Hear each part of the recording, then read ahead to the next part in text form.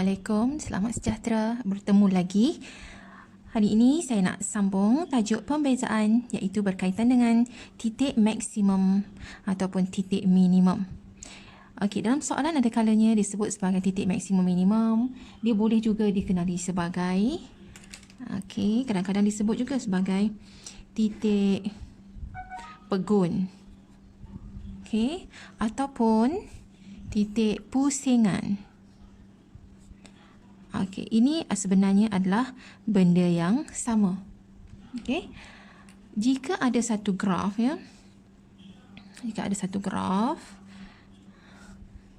contohnya lah macam ni. Macam tu. X, Y. Biasanya lah kan yang kita dah belajar sebelum ini, kalau graf garisnya macam ni menyentuh ini garis tangent kepada lengkung. Dia menyentuh di sini. Jadi yang ini dia punya kecerunannya ialah positif. Kita dah belajar kecerunannya adalah positif. Kecerunan dalam pembezaan, kecerunan adalah sama dengan dy dx. Jadi dalam kes itu untuk yang ini dy dx-nya lebih besar dari kosong sebab dia positif. Kalau di sini garisnya tu macam ni.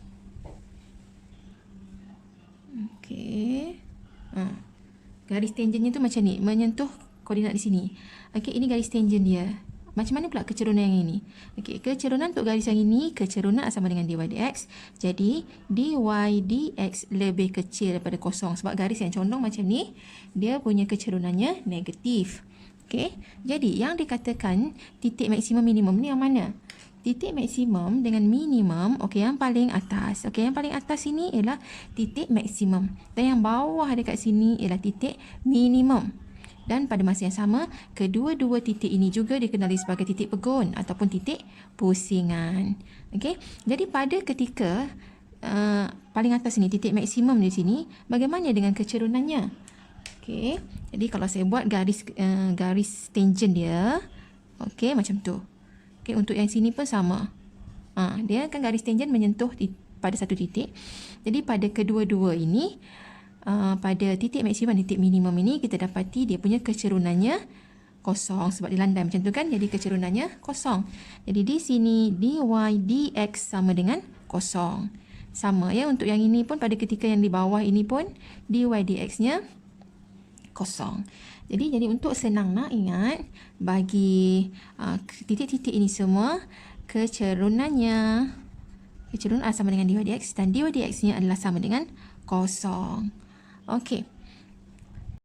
Contohlah diberikan persamaan y sama dengan 8x tolak x kuasa 2. Jadi kita nak cari dia punya titik pusingan dia. Saya tak boleh kata lagi itu titik maksimum atau titik minimum. Kita katalah mencari titik pusingan. Jadi untuk mencari titik pusingan, kita kena buat dy dx dan dy dx-nya samakan dengan kosong. Jadi yang ini bila kita buat dy dx, kita akan dapat 8 tolak dengan 2 bawa ke hadapan 2x kuasa 1. Dan kita samakan dia dengan kosong. Maka kita dapati x-nya ialah 8x sama dengan 4. X-nya sama dengan 4. Maka kalau dia nak titik maksimum, minimum, titik pegun atau titik pusingan, kita kena tulis dalam bentuk koordinat. Ada x, ada y. Jadi pada ketika x-nya 4, y-nya kita masukkan dekat sini. Maka y dia ialah 8 darab dengan 4 tolak 4 kuasa 2. Jadi kita dapati nilainya ialah 16. Maka titik berkenaan ialah koordinatnya 4, x-nya 4, y-nya 16. Macam mana kita nak tahu dia merupakan titik maksimum ataupun minimum? Jadi kalau graf kuadratik, kita tahu dekat sini, yang ini y sama dengan negatif x kuasa 2 tambah 8x. A-nya negatif untuk x kuasa 2 ni, A-nya negatif, bermaksud grafnya bentuk masam kan? Jadi kalau masam dia ada titik maksimum. Jadi yang ini adalah merupakan titik maksimum. Jadi, salah satu cara lagi untuk menentukan dia titik maksimum ataupun minimum, kita perlu bezakan dia 2 kali. Okey, jadi saya tulis kat sini untuk menentukan titik maksimum ataupun minimum. Okey, kita bezakan 2 kali. D kuasa 2y per dx kuasa 2. Okay, misalnya macam ni tadi, kita buat pembezaan kali pertama, kemudian kita bezakan sekali lagi.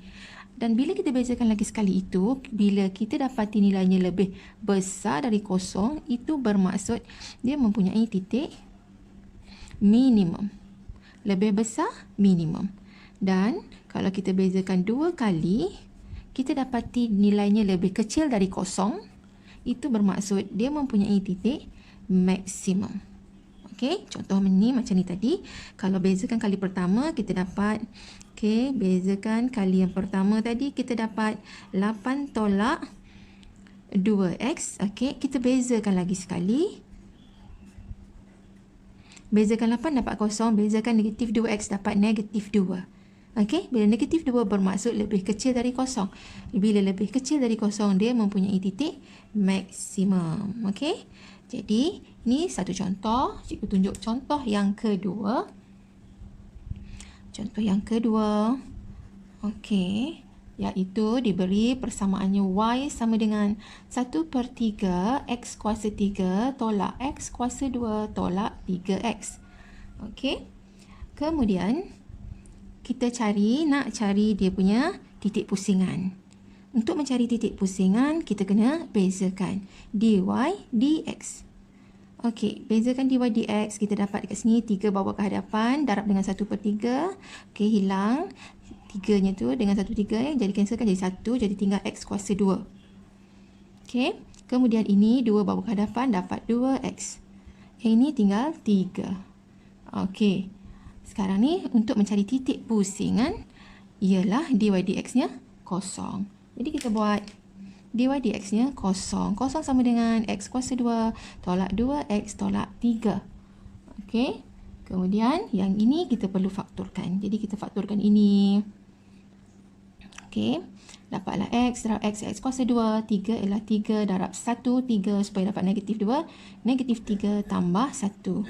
Ni samakan dengan kosong. Jadi nilai x-nya ialah 3 dan x sama dengan negatif 1. Okey, jadi pada ketika x-nya 3, kita nak cari nilai y sebab kita nak tulis dalam bentuk koordinat macam ni. Okey, jadi pada ketika x-nya 3, x sama dengan 3, berapa y-nya? Jadi kita masukkan dekat sini. Okey, pada ketika dia 3, y-nya ialah gantikan dekat sini, y sama dengan 1/3 darab 3 kuasa 3 tolak 3 kuasa 2 tolak 3 darab 3. Jadi kita dapati nilai y-nya ialah negatif 9. Tekan kalkulator, dapat negatif 9. Jadi kita dapati koordinatnya ialah x-nya 3, y-nya negatif 9. Okey, kemudian satu lagi, kita masukkan x sama dengan negatif 1. Okey, y sama dengan 1/3 negatif 1 kuasa 3 negatif 1 kuasa 2 tolak 3 darab negatif 1. Okey, tekan kalkulator, kita dapati nilainya ialah 5/3. Jadi, ada dua koordinat kita dapat dekat sini. Satu lagi ialah negatif 1, 5/3. Okey, sekarang kita nak tahu koordinat ini dengan ini yang mana satu maksimum, yang mana satu minimum. Kalau yang macam ini tadi, kita boleh tengok bentuk graf. Ini negatif sebab dia graf kuadratik. Jadi bentuknya bentuk masam. Jadi dekat sini titik maksimum kita kata. Tapi bila x kuasa 3, grafnya graf kubik. Ada bentuk macam ni. Ada maksimum, ada minimum. Jadi kita nak tahu yang mana satu. Jadi kita buat pembezaan 2 kali. Jadi kita bezakan 2 kali yang ini. Okey, yang ini kita bezakan 2 kali. Bila bezakan 2 kali, d kuasa 2y per dx kuasa 2, kita dapat 2x tolak 2 dan ni dapat 2x tolak 2. Okey, ini bezakan 2 kali. Jadi, pada ketika x-nya 3, okey, saya ganti sini. Bila x-nya 3, Okey, D kuasa 2Y per DX kuasa 2-nya ialah 2 darab 3 tolak 2. Dapat berapa? 2 kali 3, 6. 6 tolak 2 ialah 4. Jadi kalau 4 bermaksud pembezaan kali keduanya lebih besar dari kosong. Kalau lebih besar daripada kosong, minimum. Okey. Kemudian kita masukkan pula negatif 1. X sama dengan negatif 1. Jadi kita dapati, bezakan lagi sekali. Kita dah buat tadi, cuma kita nak masukkan nilai X ni saja. 2 darab negatif 1 tolak 2. 2 darab negatif 1, negatif 2. Negatif 2 tolak 2, negatif 4. Jadi dapat lebih kecil dari kosong. Lebih kecil daripada kosong, maksimum. Jadi, jawapannya dekat sini. Saya tulis 3 negatif 9 ini ialah merupakan titik X3 tadi minimum. Ini ialah titik minimum. Okey? Yang ini. Yang ini adalah titik minimum. Okey? Dan yang bawah ini negatif 1, X negatif 1, ni negatif 1, maksimum. Jadi yang ini titik maksimum. Okey? Yang bawah sini titiknya adalah titik maksimum. Okey, jadi macam itulah cara kita nak menentukan dia merupakan titik maksimum ataupun minimum dengan membezakannya 2 kali. Okey, nak bezakan, gantikan nilai X-nya. Dan kalau soalan bertanyakan cari titik maksimum, minimum ataupun titik pegun ataupun titik pusingan, kita kena ingat bahawa dy dx-nya sama dengan kosong. Okey, ini ialah contoh yang berkaitan dengan tajuk titik maksimum minimum tadi. Okey, diberi bentuk ayatnya. Siti mempunyai sekeping zinc berbentuk segi 4 tepat. Jadi kita gariskan ya mana poin-poin yang penting. Dengan perimeternya 28 cm. Menggunakan zinc itu, dia membina sebuah silinder terbuka pada kedua-dua hujung. Jadi yang ini, daripada zinc berbentuk segi 4 tepat, dia nak bina sebuah silinder. Jadi kita cuba lukiskan rajahnya. Mula-mula dia ada zinc yang berbentuk segi 4 tepat. Okey, contohnya macam ni. Okey. Kemudian diberi dia nak bina daripada segi 4 tepat ini yang mana perimeternya 28 cm. Okey. Dia nak menggunakan zinc itu bagi membina sebuah silinder. Okey, daripada sini dia akan gulungkan zinc tersebut yang membentuk sebuah silinder. Okey.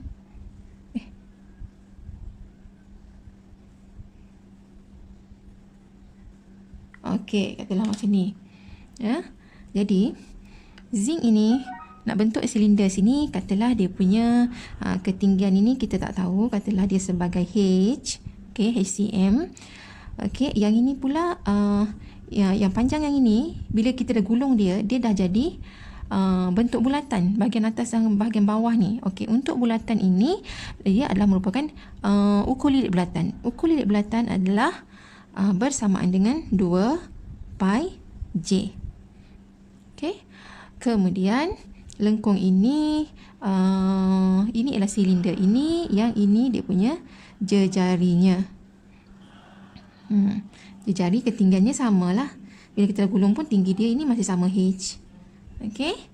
Jadi di sini apa yang dia nak? Cari panjang dan lebar. Okey, cari panjang dan lebar dalam cm kepingan zinc itu supaya isi padu silinder yang dibentuk ialah maksimum. Jadi dekat sini ada perkataan maksimum. Isi padu, apa yang maksimum? Isi padu silinder. Okey, jadi yang pertama sekali kita kena dapatkan H ini. H. Jadi langkah yang pertama kita kena buat ialah diberi maklumat dekat sini perimeternya ialah perimeter segi 4 tepat zinc itu ialah 28. Okey, untuk dapatkan perimeter ialah kita kena buat campurkan keliling ini. Okey, H tambah dengan H ialah 2H tambah dengan ini campur dengan ni dah jadi 2 darab dengan 2 pi J. Tahu ya 2 pi J didapat daripada mana? Ini dapat daripada ukur lilit bulatan. Okey, J-nya apa? J-nya jejari. Untuk bulatan ini jejarinya ialah J. Okey, kemudian samakan dia dengan 28. Seterusnya kita akan dapat dekat sini, bila kita tambahkan, kita akan jadi dia 2H tambah 4 pi J sama dengan 28. Kemudian kita permudahkan dia, bahagi dengan 2, semua boleh bahagi 2. Okey, kita permudahkan ini, bahagikan semua sekali dengan 2. Okey, jadi kita dapat H tambah 2 pi J sama dengan 14. Okey, kemudian kita cari H, cari tinggi ini dalam sebutan pi J. Jadi dekat sini kita dapat 14 tolak dengan 2 pi J. Okey. Okey, kita gantikan H-nya dengan yang kita dapat tadi, iaitu 14 tolak 2 pi J.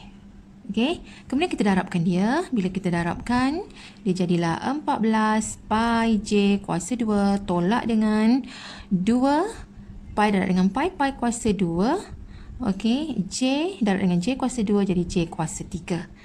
Okey, jadi di sini kita nak cari isi padu silinder.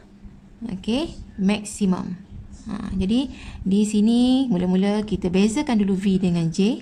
Bezakan isi padu terhadap jejari. Maka kita dapat di sini dV dJ. Okey, sama dengan okey, ini kita bezakan V terhadap J. Biasanya kita buat Y terhadap X ya. Jadi ini V dengan J. Jadi 2 bawa ke hadapan, darabkan ke hadapan dapat 28 pi J. Okey, tolak dengan ini 3 ni bawa ke hadapan kali dengan 2 dapat 6 pi kuasa 2. Kita bezakan terhadap jejari ya. Jadi jejari saja yang kuasanya berkurang. Jadi jejari kuasanya jadi 2. 6 pi kuasa 2 J kuasa 2. Jadi di sini maka kita ada, dapati sini ada pi, sini pun ada pi, ada jejari juga. Kita keluarkan yang sepunya, fakturkan. Jadi kita dapat di sini 2 pi J dalam kurungannya 14 tolak dengan 3 pi J. Okey. Jadi barulah kita pergi kepada yang disebut dekat sini tadi, isi padu silindernya maksimum. Jadi bila disebut maksimum, minimum ya, jadi kita kena buat dV ikut kesesuaian soalan. Jadi ini bercerita pasal isi padu silinder.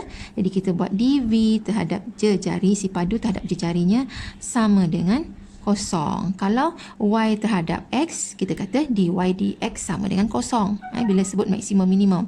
Jadi untuk menentukan ni maksimum ya, dV dj sama dengan kosong. Jadi dV dj tadi kita dapat ini kan, kita samakan dia dengan kosong.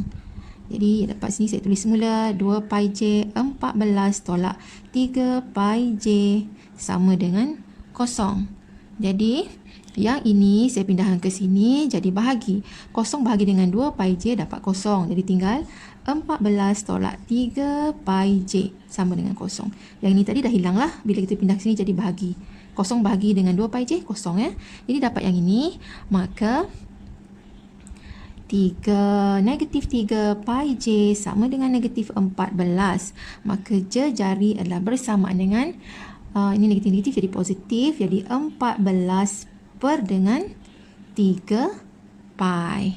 Okey. Sekarang kita nak cari panjang dan juga lebar. Jadi panjang dekat sini ialah 2 pi. Okey, jadi saya tulis di sini panjang ialah bersamaan dengan 2 pi J. Jadi kita masukkanlah J-nya ini. Sebab dia suruh cari kan, cari panjang dan lebar. Jadi 2 pi, jejarinya ialah 14 per 3 pi. Okey, jadi di sini bila kita masukkan, ada pi dengan pi ni potong. Jadi yang tinggal ialah 28 per 3. 28 per 3. Okey, cm. Itu panjang. Dan lebarnya ialah ini, H. Jadi, untuk mencari lebar, lebar adalah bersamaan dengan H.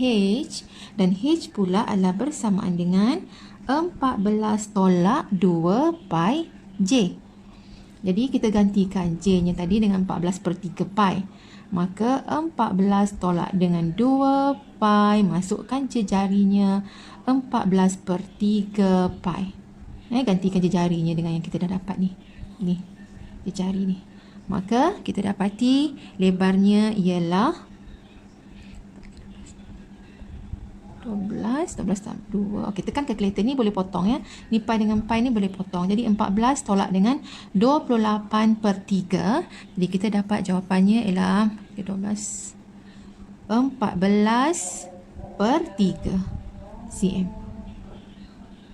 Okey. Jadi saya dah tunjukkan contoh bagaimana penggunaan titik maksimum minimum ataupun titik pusingan di sini. Bila disebut isi padu silinder yang dibentuk adalah maksimum. Jadi bila sebut perkataan maksimum, bezakan dan samakannya dengan kosong. Jadi saya harap awak semua dah pun jelas. Jangan lupa untuk like dan subscribe.